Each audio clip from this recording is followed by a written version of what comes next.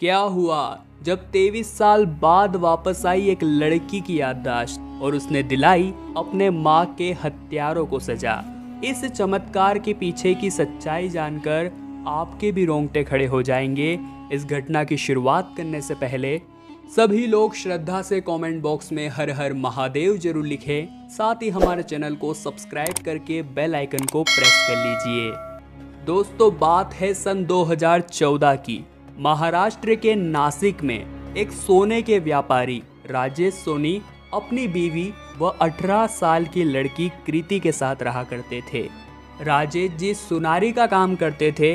वो सोना लेकर एक शहर से दूसरे शहर में जाया करते थे और इसी बात का फायदा उठाकर कुछ चोर उनके घर पर नजर रख रहे थे। उन्हें पता था कि इस घर में केवल एक महिला और एक लड़की रहती है।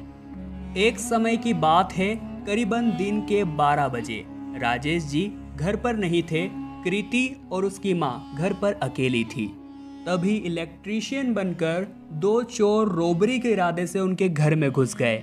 उनके पास बंदूक थी और बंदूक के बल पर वो उन्हें धमकाने लगे कि तुम्हारे घर में जो कुछ भी है वो लाकर इस बैग में डाल दो।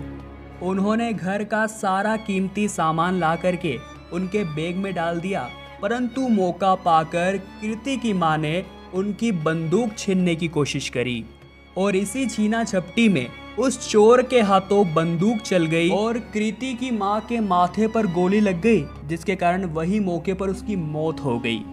और दूसरे चोर ने पास में रखे हुए गमले से कृति के सर पर मारा और वो भी लहूलुहान होकर नीचे जमीन पर गिर गई और दोनों चोर बैग समेट कर वहां से रफू चक्कर हो गए। चूंकि गोली की आवाज बहुत तेज आई थी, ऐसे में पास के पड़ोसियों को भनक लग गई और वो देखने चले आए। कृति की मां तो मर चुकी थी, परंतु कृति में अभी भी जान बाकी थी। उनके पड़ोसियों ने तुरंत एम्बुलेंस को फोन करा और कृति को अस्पताल पहुंचाया। जैसे ये बात राजेश जी को पता चली, वे तुरंत अगले 2 घंटे में नासिक के उस अस्पताल पहुंच गए जहां कृति एडमिट थी। परंतु उस अस्पताल में उन्हें बहुत ही दुखद खबर प्राप्त हुई कि सिर पर बहुत गहरी चोट लगने की वजह से कृति अपनी याददाश्त खो बैठी है। उसके बाद राजेश जी ने अपनी पत्नी का अंतिम संस्कार किया और पुलिस स्टेशन जाकर इस पूरे मामले के खिलाफ FIR दर्ज कराई। बहुत समय हो चुका था, परंतु पुलिस उन दोनों चोरों को नहीं पकड़ पाई।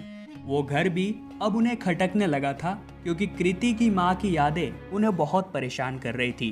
तो राजेश जी ने सोचा कि मैं कृति को लेकर पुणे चला जाता हूँ और वहाँ पर हम हमारी एक नई जिंदगी की शुरुआत कर सकेंगे। और साथ ही में अब राजेश जी ने एक लाइसेंस अप्रूव्ड गन भी खरीद ली थी, ताकि अगर भविष्य में ऐसी कुछ घटना हो तो वो आत्मरक्षा में इस गन का इस्तेमाल कर सके। दोस्तों, समय बीतता जा रहा था।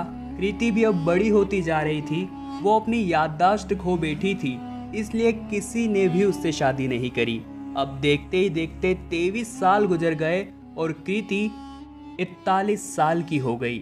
परंतु उनकी फूटी किस्मत ने तो मानो उनका साथ छोड़ा ही नहीं था। उस दिन मौका पाकर कुछ चोरों ने पुनः राजेश जी के घर पर अटैक कर दिया और जिस तरह से वो चोर गन पॉइंट पर राजेश जी को धमका रहे थे, यह दृश्य देखकर कृति की पुरानी यादें ताजी हो रही थी।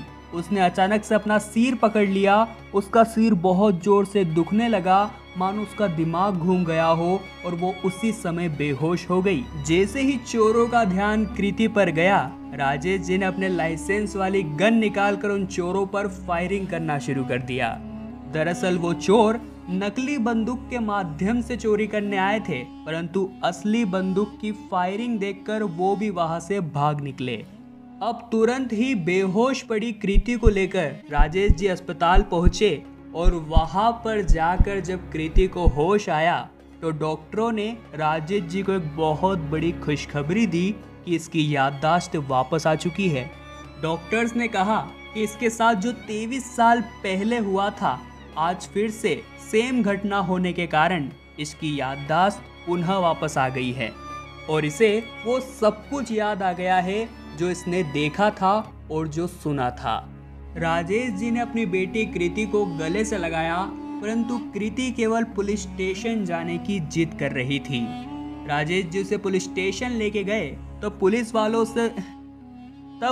वालों से उसने कहा कि मैं अपने माँ के कातिलों को सजा दिलवाना चाहती हूँ, मैंने उन्हें अपनी आंखों से देखा है। उसके बाद कृति ने पुलिस के समक्ष उन दोनों कातिलों का स्केच बनवाया। वाकई में ये महादेव का ही चमत्कार था कि 23 साल बाद भी उसके माँ के कातिलों का चेहरा उसकी आंखों में घूम रहा था और मात्र 3 से 4 दिन में ही उन दोनों स्केच के बलबूते पर पुलिस ने बड़ी ही आसानी से उन दोनों चोरों को ढूंढ लिया और 23 साल पहले की अपने गुनाहों को उन्होंने कबूल भी कर लिया।